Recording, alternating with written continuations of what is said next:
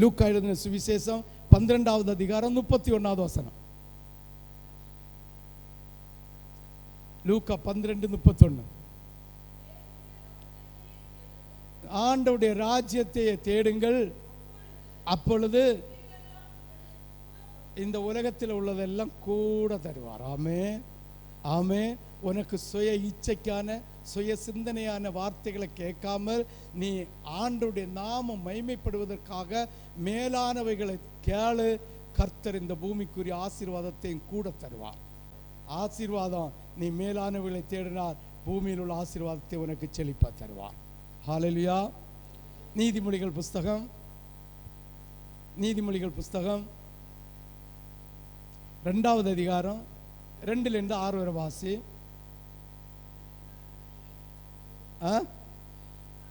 நீ என் வார்த்தைகளை ஏற்றுக்கொண்டு என் கட்டளைகளை உள்ளத்தில் பத்திரப்படுத்தி உன்னிடத்தில் பத்திரப்படுத்தி ஞானத்தை, ஆண்டவருடைய மேலானவைகளை வா என்று கூப்பிட்டு புத்தியை சத்தமிட்டு அழைச்சு அதை வெள்ளியை போல் நாடி புதையல்களை தேடுகிறது போல. ஞானத்தை எப்படி தேடணுமா? நம்ம ஒரு ஒரு ஒரு ஒரு ஒரு ஒரு இடத்துல ஒரு புதையல் இருக்குன்னு வச்சுங்களோமா, ஒரு 5 கோடி ரூபாய்க்கு ஒரு புதையல் இருக்கு. ஆண்டவர் சொல்லியாரு அந்த புதையல், அந்த இடத்துல புதையல் இருக்கு. ஆனால் அது 1 கோடி ரூபா. 1 கோடி ரூபா கொடுத்தா 5 கோடி ரூபாய் புதையல் கிடைச்சோம். இப்போ 1 கோடி ரூபா நம்மகிட்ட இல்லை. ஆனால் நமக்கு உண்டான இது எல்லாம் விற்று 1 கோடியா சேர்த்து அதை வாங்குவோமா வாங்க மாட்டோமா? வாங்குவோமா வாங்க மாட்டோமா? வாங்க மாட்டேன்னு சொல்றவங்க கை வைத்துங்க பார்ப்போம். வாங்குவோம். ஆமென்.